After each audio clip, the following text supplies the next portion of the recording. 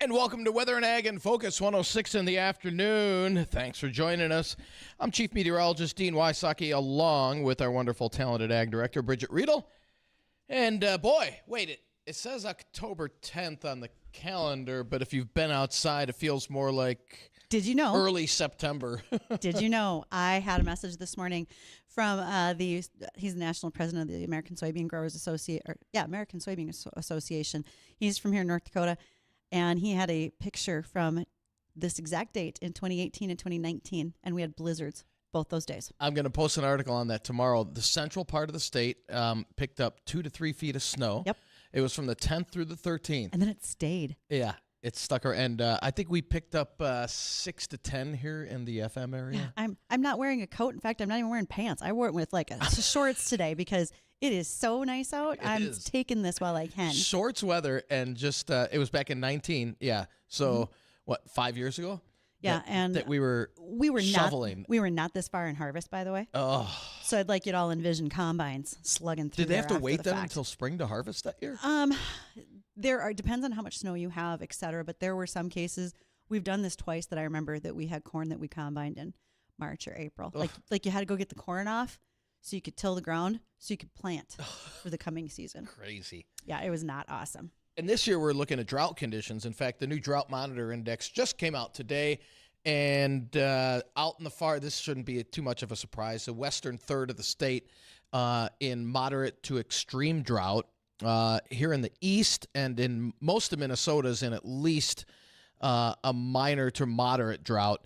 And we're in a minor drought in the FM area, but just southeast of us, we're in a moderate drought. You go north, though, Grand Forks out towards Devil's Lake Basin, no drought conditions at all. I find that kind of hard to believe, seeing how dry it's been recently, although they did receive rain in September when we didn't. You just said Devil's Lake. They are sopping wet. Yeah. Those guys got rain every time we didn't, and if we got a quarter inch of rain, they got 2 inches. Yeah. So we still have some standing canola out there. People are trying really hard to get those soybeans out. It's going to be a little while for some of the corn. In fact, thankfully, it has been a long fall because maturity-wise, we were awfully concerned that our corn would not mature in time for harvest. But so far, so good in that region. For harvesting, weather's been great, but the rest of us, we really need a kind of a drink of water out there, as we've got temperatures out there currently in the 70s. We'll make it up into the mid-80s today. A lot of high clouds strolling through the area, and that will continue to be the case over the afternoon hours. Record is 86. I think we're just going to fall short of that, about 85 or so. If we tie the record, great. Let's put it in the record books. It's going to be breezy, south-southwest winds at 10 to 25. A few more clouds tonight. That's not good news because we have a great chance of seeing the Northern Lights display.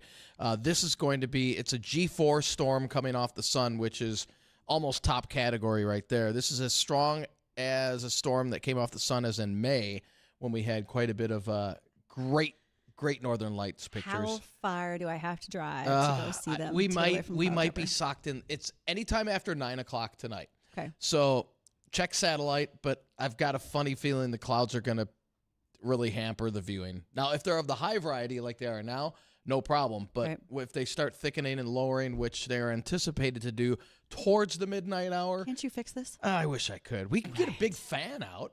Perfect. Fly a plane up. We can fly the company plane up. Okay? I would like to point out a big fan. I would like to point out that that big fan idea, all that big wind, was not helpful earlier over the weekend out in western North Dakota. So let's not do that. We better not. Okay. So clouds might hamper that tonight, but it's worth a try to go outside of city lights and see it. It should be a good display. And then much cooler Friday. North winds about 15 to 30. Highs still above normal, but 20 degrees cooler than today. Low to mid-60s. We'll stay in the 60s Saturday.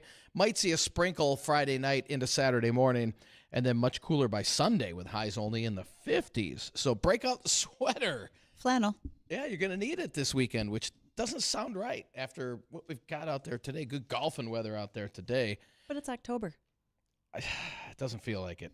I'm ready for some rain. It will on Sunday. I know. Next week, then, by the middle and end of next week, winds really ramp up across the state as we warm back up into the 70s. This is just I'm sorry. Okay. This is, yeah. You said wind, which I'm not happy about because let's do a little update on western North Dakota, shall we? Oh, the fire's out. Yep. Okay. Every time the ash moves, we get flames that are coming back up. So in talking with some firemen yesterday as well as today, you are still seeing reoccurrences of some of those areas that you thought the fire was out, but because it's still hot underneath, that's happening. The two fires that have still been going are at about 60% containment. It's getting better. I watched some footage yesterday. I think they're called a scoop plane, where it literally comes in on its belly and takes water out of Lake Sakakawea and drops about the volume of 5 hot tubs at a time in hot spots. So they're doing some work. But unfortunately, I've been asked by a number of listeners what's happening as far as our livestock, specifically beef animals. With all that heat, if your animals survived, folks were pretty excited. What we are finding, though, and we are now 5 days after the fire, is lungs burned and scarred, and so animals are asphyxiating. You have those that it was so hot that hooves are starting to fall off, and so they have to be euthanized. So literally ranchers are now having to go buy additional ammunition because you don't want anybody to suffer. So they're having to take that in their own hands. Right. And out of those ashes, there's some little pokes of grass and flowers coming up, because you think about that, the earth is going to try to fix itself.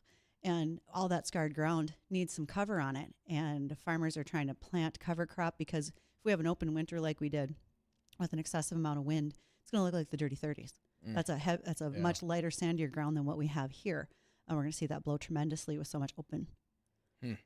So keep an eye on all those things as you drive west these days. If there is any good news in the extended forecast, not this weekend, but the following weekend, it looks like we might get some rain out west. Whether that makes it east or not, we'll see. But looks like they may have a shot of rain out west. Snow in the Rockies and up and down the Rocky Mountain chain. So I think everybody would take that at this point. Moisture content would be important. Right. So we'll keep an eye on that. But our models are all over the place. And when we see that happening, typically that means we're about to undergo some kind of pattern change when the models keep going back and forth and they're not sure what to do. So that's good news, just seeing that on our extended and long-range models as well. And we need the moisture, too. I mean, with the LRC starting up 4 days ago, I mean, if we continue a dry stretch with no storms nearby, storms can miss us to the north and south on this first cycle, which means they might hit us the second, third, and fourth cycle. But if there's nothing even around us for the next 2-3 weeks, that will not bode well, not only for summer, but also, or for winter, but also for next spring. One additional update from things that happened earlier in this week. We had a guest that just at the last minute, unfortunately, Dr. Emily Fox from the Ashley Veterinary Clinic could not join us because she had an emergency come in to her office. And well, she's a doctor. That weighs out more importantly. That comes first. One, the dog survived. Okay. Good. So that was a good thing. Two, they had also posted a picture that I shared on our live stream of there were 5 dogs that came in that had an unfortunate incident with a porcupine, and how many quills came out of those 5 dogs. And so the technicians counted as they removed them. Ouch. And I wrote the number down, but I left that piece of paper on my desk. It was somewhere in the neighborhood of 520 quills out of 5 dogs. Oh, how many dogs? 5. So 100 per dog, roughly. Yeah. Ouch. He who was first got it worst. Oh. So, yeah. What kind of dogs? Do you know? Various farm dogs. Yeah. Mm-hmm. So beware. After that was all done, the technicians, the vet techs did say that the dogs and owners were much happier after that was removed. I would imagine. Yep. So these are the things we update people on. A lot that happens. What were the dogs doing around the porcupines to begin with? What was the porcupine doing by the dog? Okay, that's okay. See, fair question. Right. Well, if they've never seen one and they're curious, I mean, you've touched things you shouldn't before. So. Yes, and it's like getting hit with a porcupine quill too. See, this is what happens. Got to be careful. Good point. Thank you. That's what I'm here for. We are going to have quite the day in studio today. For those of you who, thankfully, you're not hearing me chewing, I'm trying to stand back from the mic. We have guests coming in. First of all, we're going to be joined by Amanda. She's here from Fargo Billiards and Gastropub because we are going to be talking about what's coming up on Saturday. Big event. That's right. We'll be there. Yes, we will. I've already told everybody to challenge you at beanbags. Yeah, if you want to win, absolutely. Now, darts is more up my alley, so maybe... Sure, I saw your video. No, it's not. Well, I was doing that for the camera. Right. Yeah. Uh-huh. Greg told me, whatever you do, miss here. All right, I'll try. Sure. So I did. And what we're talking about is going to be this Saturday at Fargo Billiards. We will all be there. You can watch the Bison game. We can go ahead and play beanbags. There's a Stein lifting contest. I don't know what that entails, but I'm sure I won't be thirsty after it. Darts and a whole buffet of foods, which we are currently sampling in studio with Amanda. They're so good. We have much to cover with all of that. In fact, we're going to do a little recipe comparison because I smarted off out here in the lobby. Imagine that. I did. Shocker. Right. And so there's going to be niffler soup, which is one of my favorites. And Amanda is willing to try my grandma's recipe. So let's see how that goes. All right. We'll have more with Amanda and the upcoming Event? big party Woo! out at Fargo Billiards this Saturday. More on that coming up right after the break.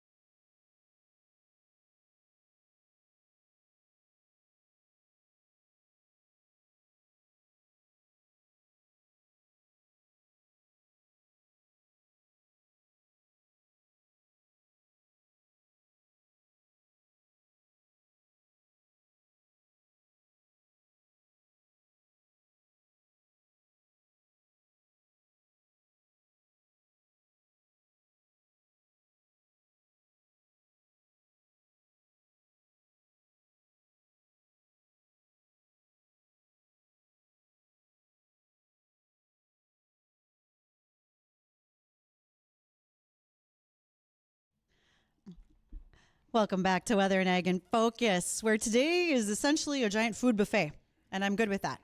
Now I got to go to the gym after this. Like you weren't anyway. You know what? If it helps, I'll put your gym bag in my pickup and you just trot behind me on your way to the gym. That'll get your workout and get your cardio Then I won't up. have to go. There you go. Get your cardio up. Okay, so we have with us in studio today, we have Amanda, and she is not only the GM, but also a co-owner for Fargo Billiards and Gastropub, and you're hosting us on Saturday. Tell us about this event and how did you get talked into it? Well, Greg talked me into it. He talks us all into things. But it was a brilliant idea. Okay.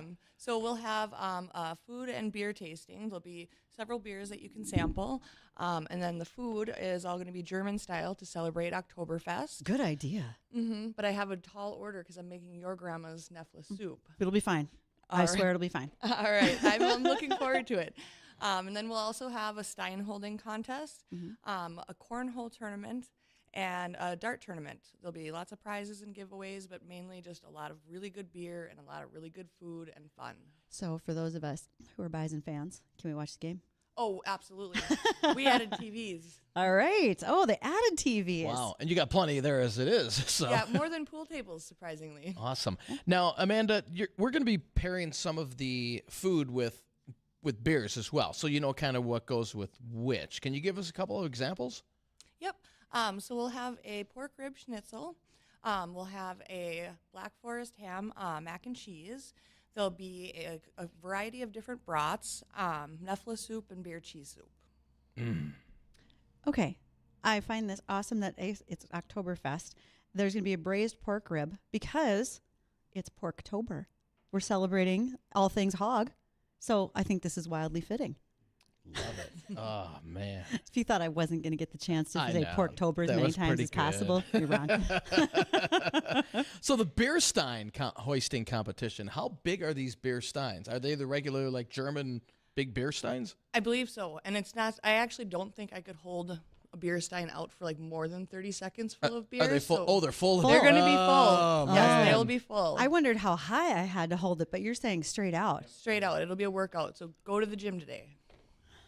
I might. See, that's why I'm going to the gym. All I got to do is outlast Dean. Good luck. Good luck. And we've got a dart tournament and a cornhole tournament as well. The dart tournament starts at 2.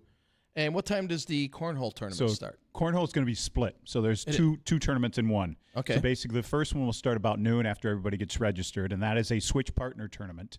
And it's run by North Dakota Cornhole. Okay. And so you will play with 8 different people, and it's a perfect opportunity for people who aren't playing a lot of cornhole. Like if you ever wanted to go to a tournament and see what it was like, this is the perfect kind of tournament to go to. Now here's the thing: if you get paired up with somebody that's real good, they might be mad at like me because I'm not that good. The people that go to these know what they're expecting. they- Okay, they're- good. These are people that bring their own bags. Oh yeah. Yeah, Oh, well, yeah. they love to play. They just love to play cornhole, and they like to get to meet new people. And this is an opportunity to get some more people in to try cornhole in a tournament style. Everybody likes to play in the backyard or at the lake or whatever, but then all of a sudden you get into a scenario where you're playing in a tournament and you get to learn from other people how they throw, And what their style is, steps. I used to play occasionally, and I'll be the first to admit I stunk. And I was out at Fargo Billiards, and I was invited out there to play with a friend, and she's like, "You're throwing it wrong." What do you mean I'm throwing it wrong? She goes, "You have to loft it like this."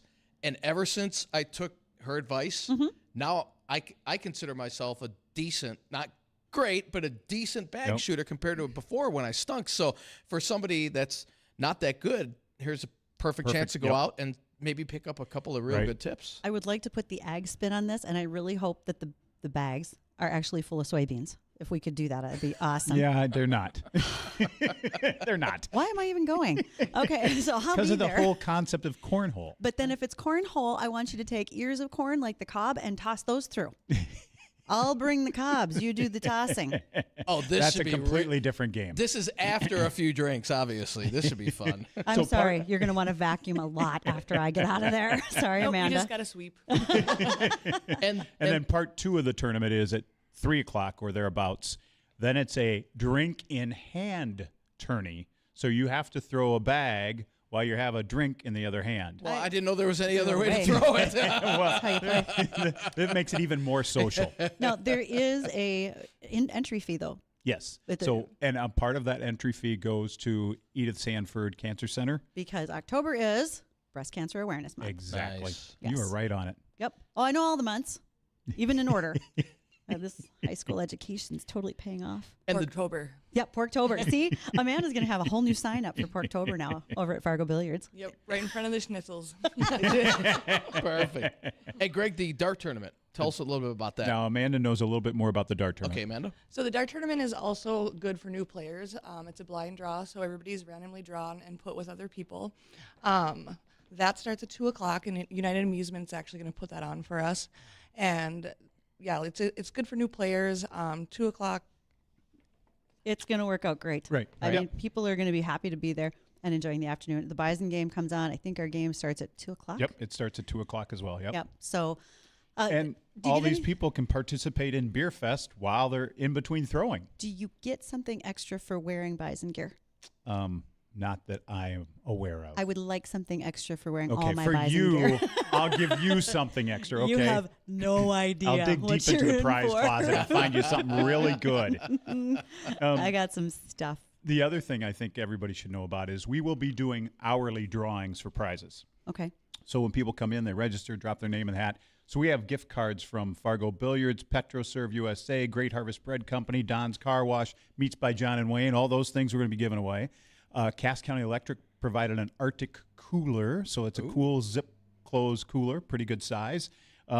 Consolidated Communications gave us a Bluetooth speakerphone power pack, so you can charge your phone and talk out of the speaker at the same time. Nice. There's a portable cutting board / charcuterie board that is Spell kind of cool charcuterie. looking. No, I can't spell it. I'm lucky to say it. Gatorade provided 2 large Coleman coolers. We've got another Bluetooth speaker Actually, from Gatorade. And I think Dr. there's only Pepper. one cooler. I was in your know. office earlier. We've got My Pillow pillows and some plush towels from them. One of the big things is a deer target from the Outdoorsman. Oh, very that nice. people can use for archery. Archery, Oh, yep. wow. And Fargo Force tickets we have to give away. Okay. And Dr. Pepper donated 2 autographed Bison footballs. One by the quarterback Cam Miller, and the other by the safety, All-American safety Cole Wisniewski. So we got 2 footballs. Nice. Very cool. Okay. So there'll be prizes that really light up anybody. Oh, yeah. I do want to point out that we have a listener sent me a message.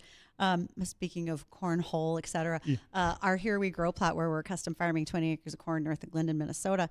I did a video, and last week that came out where Justin and I had a little contest at who could shell their corn cob fastest, and Justin beat me. So apparently I can't let that happen again at Fargo Billiards. So I just said it was rigged. Probably. Probably. So, yes. And some of the beers out there that we're going to be kind of highlighting: Shiner Oktoberfest, Leinenkugel Oktoberfest, Castle Danger, Hefeweizen, and New Belgium Voodoo Ranger Juicy Haze IPA, and more. So Yeah, and each of those brands will have a table set up so you can sample more than just that one beer. Those are the 4 featured ones that'll be on tap, but then they're going to have another 3 or 4 beers that people to sample besides those. oh right. Now I've had the Shiner and I've had the Leinenkugel. Both of those are very good. Yep, excellent. Very good. So looking forward to trying the other ones as well. Yep. I was told once by coworkers from out of state that North Dakota will do very many things for organized drinking, and today we were about to, or Saturday we were about to prove that. But we're giving too. And we're giving to Edith Sanford Breast Cancer Center, and also just prizes for those who attend and great food.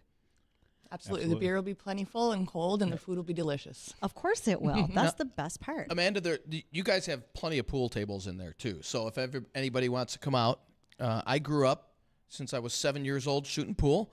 So if you'd like to challenge me to a game, we play for a shot a game. That's the rules. So I might be taking an Uber home. We'll see. Might be. Or I might be broke by the end of the day. One or the other. That's right. But it'll be a lot of fun. It'll be a lot of fun. If you've never been out to Fargo Billiards, it's huge. I'll call it an arena. It is, and the food.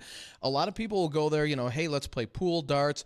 But the kitchen, it's a full kitchen, and the food at your place, Amanda, it's not bar food. I'm sorry, it's not. It's a way above bar food. It is absolutely fantastic. You missed a very important part, and you said you hadn't been there before. What about those who haven't been there, Amanda? Where do we find you? We're at 3234 43rd Street South, and the road construction is done. Yes. Right next to the big water tower, I tell people. Absolutely. Yep. Fargo and Fargo You Billiards. can't miss it. Thank you, Amanda, so much for coming in. Thank you for bringing us samples. They are delightful. Thank you. So stop in for lunch, see her whenever, but better yet, come join us on Saturday. Come say hi to us. That'll get your Right. addiction started for wanting to go more often. There you go. All right. We'll be right back. We have yet another guest. We're going to be joined by Josh Alsager. We're going to talk about Alsager meats, especially where that beef might be coming from. Be right back.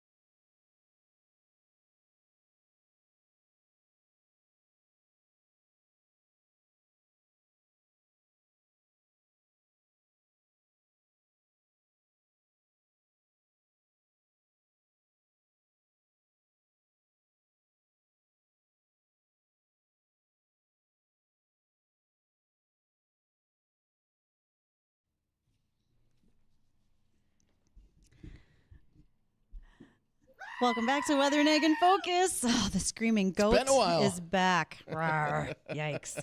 Oh, but the rest of us are back as well. And we swapped guests during the break. We brought in Josh Alsager. He's with Alsager Meats. And before we get to Josh, do want to say that thank you to our Here We Grow sponsors. Two of them today would be Red River Retention Authority. Brian Feuder has done a fantastic job of keeping us up to date on all the dam projects. and making sure that they plan ahead for all the dam rehabilitation that'll be done next year, all the dam rehabilitation. Then additionally, we had Gowan Company. They brought a fungicide to us for our corn, kept our corn nice and clean, disease-free throughout the season, and we've combined. Corn's off the field. I know how many bushels we had. You wouldn't even tell me. Nope, I'm not telling you yet. But that allows time for everybody to put their guesses in on how many bushels they think our corn crop averaged. So again, we were 20 miles north of Glendon, 20 acres. We did okay. We were wet early. It wasn't bad through most of the summer, and we really dried out here towards the fall. Farm average is about 195 bushel per acre. So if you want to make a guess, you can email us, weatherorag@flagfamily.com. You can also go to our Facebook page, Weather and Ag in Focus, and you can drop your guesses there. I'm keeping track of them. We will have a gift for the winner, either a rain gauge from Productive Alternatives in Fergus Falls, Minnesota, or we will have a grain gauge from IntelliFarms, which is in Castleton. So meanwhile, while you're thinking about your corn yield that you want to send to us, we're going to visit with Josh. How are you today? Good. Thanks for having me. You brought a guest in too.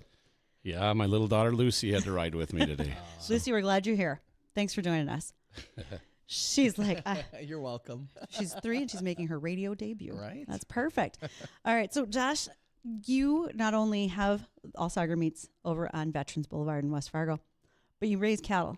We do. So, is that just I've decided I want to send my cows to my own butcher shop, or how does that decision start? It was. We'd always sell quarters and halves different places, and with COVID when they hit, everything filled up, and we had to do something. So this place in Audubon came up for sale, and we bought it. So, and we turned it from a ma and pa kind of a custom deal to federal. So we can sell. If you had a cow you wanted to bring to us, you could sell it by the steak or by the pound anywhere in the nation. So. Okay, so that process works when you said Audubon. That's not your storefront in West Fargo. So you got 2 different things? We have 2. Our plant, our butcher plant is in Audubon. That's where we process the cattle. Okay. So, and was it a big process to go up to federally inspected versus? Huge. I didn't think it would be that big, but it was total remake inside, and the paperwork was big too. But the feds are pretty good to work with. What'd you have to do to change?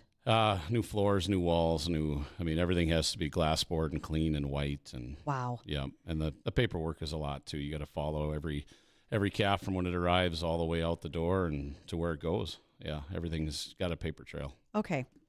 This is going to sound messy, but I'm very curious. When you butcher, and I know you're not the butcher, but you probably know this through your process. When you butcher, there's things that don't get used. We're not an area where a lot of beef tongue is consumed, right? Or folks like calf brains, etc. Where does that go? Well, anything we don't use, like the hides we don't have enough of them to be able to sell them. So it all kind of gets rendered. So it goes to Long Prairie is where ours goes. Yeah. Oh, so they pick it up the day after we process. They come twice a week and pick it up. Can they take beef and pork? Yes, beef and pork. Oh. They won't take sheep or anything like any of the others. So can you butcher sheep? We can, but we have to get rid of that elsewhere. Oh, okay, gotcha. All right. Yep. And Josh, what makes your shop different than other meat shops in the area? Well, we're the only one. There's others in the area that are federal as well, but in Fargo, we're the only federal retail store. So we are federal here and in Audubon, so we can go back and forth across state lines. So if you bought any, I could sell anywhere out of either store. So it's kind of nice. Where if we were just the state inspected, we couldn't sell across state lines. So. Now, we got an email here. They asked, what is the difference between me buying my meat from Allsager opposed to fresh meat in the grocery store? Sure. What's the difference? Will people be able to tell the taste? Well, I think they will. It depends. I mean, like the other butcher shops in town have great quality, but some of the grocery stores is a little less quality because the price is cheaper. Right. But I think our hamburger is second to none. It's got that good flavor to it, just like any meat you'd have gotten butchered over the years. It's got that good taste where a lot of the stuff is watered down, it seems like. Mm-hmm. And you cook a pound of our hamburger, you're not going to really have to drain it. It's lean. It's lean, yeah. I mean, it's good. Where you cook a pound of hamburger, you're going to end up with 3/4 of a pound of hamburger from a lot of the big stores. So as a cattleman, your hands-on. So my first question is, the beef that's coming in through your store, that's all your beef, correct? Most of it, yeah. Most of it, We with the Fargo store, we can't keep up with our processing. So we were selling everything in Ottoman was ours, but now we got here, and it's hard to get enough ribeyes off of one calf to supply so many a day. That calf is not all ribeye. No, exactly. So we do a lot of the trim ourselves. We bring up trim and for burger and stuff, but the ribeyes and the select steak, the different steaks, we do supplement. We try to supplement locally out of Aberdeen, out of Demcota. Oh, yeah. That's where we try to buy our stuff from if we have to. So we get this question, and I do as ag director a number of times. People get very concerned when they read Facebook, and there's moments where, God, I hate Facebook. Yeah. But we're just pumping our livestock, our beef animals, full of antibiotics. We're not. No, That's not at all. not your operation, right? No. We don't. I mean, we're giving antibiotics to keep them healthy and safe. You know, I mean, that's the whole thing. If Lucy's sick, you help Lucy with the medicine, right? Yeah. But Yep. you're not doing this on purpose. Cattle have a period of time where after you treat, they Yep. can't be slaughtered. Yep. There's a withdrawal period. And Yep. and you know that. You're keeping track of them. Absolutely. Yeah. Yep. That's the most important thing to keep in mind. These are your animals. You know what's going on. Right. Yeah. And then if there's a withdrawal, or we also have natural cattle as well, where okay. there's no antibiotics, Nothing. no implants, no anything. But when those cattle get sick, we treat them. Yeah. So we don't, they don't die or whatever. So we treat them and then we pull them and put them in a different pen. Absolutely. So they go into the conventional cattle. So, Sure. And Yep. Josh, is it all grass fed? grass fed in the summer and grain finished. Yeah, we Okay. finish on corn. So, Okay. Yep. And I know there's folks that are like, oh, I absolutely have to have grass fed. Right. I don't care. I want good beef. Yeah. That's really what I want. Right. And I come from a farm where we corn finish too, and yeah, I'm good Well, with in this that. country, you can't. There's no way to grass finish here. I mean, with the weather like Right. it is, they wouldn't. You Yeah. can't get enough energy out of the grass. What other products do you sell at your store, Josh?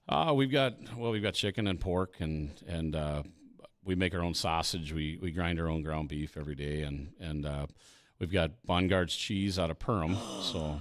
Yep, we've got Spankies, we've got You wanna au go gratin just for potatoes that? and stuff. Yeah, so we've got all kinds of seasonings and barbecue sauces, whatever goes with beef. We've got Breadsmith has bread there. Oh. So, yeah. Nice. And you run weekly specials? Sorry, Bridgette. No, I was just like Baumgart's, Breadsmith. Right. Oh, breakfast is We already do. coming We to my have head. Weekly specials? We have weekly specials, yeah. Okay. New York strips are on sale, I believe, this week, and usually we run 3 items on sale every week. What's your so. biggest selling item? Oh, our ribeyes are top. Mm-hmm. Yeah.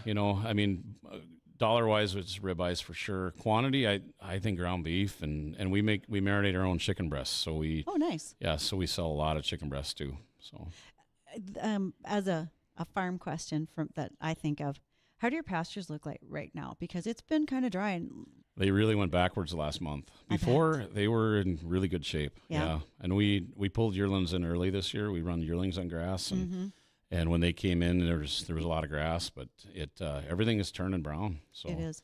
Yep. So- My brother-in-law was home from out west, and there's not one piece of green grass in a pasture anymore out there. So How far out west? Lemon, South Dakota. Oh, yeah, they're dry. Yep. Yep, absolutely. Yep. We need some kind of rain around here. It's been super, super dry. Does that affect? So then you have to change to the corn fed then a little earlier? Or? Yeah, we feed everything. So we pull them off grass, usually in October anyway. So then they come in and they're either grazing on the cornfields or when the corn's off, or you're feeding them. So everything goes either bales of hay or feeding them a mixed ration through the mixer wagons. So Yeah, because you have you got 2 storefronts to supply. we do. You got to Yeah. keep this up. Yeah, the hardest part is keeping ahead of them with the guys, the butchers. They're working their tails off. And Are you ever out there feeding, like dropping bales, and you think, I can hear them sharpening knives already? I probably better speed things up here a smidge. no, they're the bottleneck now. We've got plenty of cattle to send to them. It's just the other way around. So, So if folks want to find you again, the store in Audubon, yep. And are the same items in Audubon that Yep, are here? everything's the same Okay. here as there. So Okay. yeah, we try to keep it that way. If you're going to the lake, you can find usually the same thing as we have here. And go ahead, I Dean. was gonna say anything online, or is it store only? Store only for Okay. now. We're getting to that point, but Okay. we're just not quite there yet. All right. So. Because the in Fargo store is over on Veterans, right by Firehouse Subs. Yep. And when you drive by Costco and the parking lot is, there are less people in China than in Costco most days. So they could just go over to All Soccer's Meat, which is right down the street, and pick up that fresh beef. Right, we're open till 7 every night, but Sunday we're open till 5. That's fine. 10 to 5 on Sunday. Just in time to pick up for supper. Yeah. Right. Okay.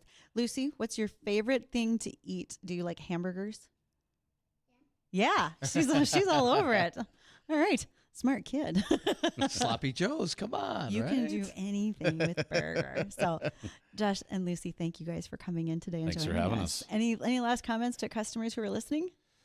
Getting cooler, so the roast will be on sale. So it's a nice thing to throw in the crock pot. Good So, idea. Yeah. Yeah, happy pot roast I've season. got to head over there. It's right next to the gym, right by my gym. So I could hit the gym and then go pick up some fresh ribeyes. Something called the bar is not the gym, Dean. You can call that weightlifting if you want. But Well, it's 12 ounces. Anywho, okay. Don't go anywhere. We still have headlines to cover. We want to make sure that we wrap up the weather before we get to the cold streak. So we'll be back.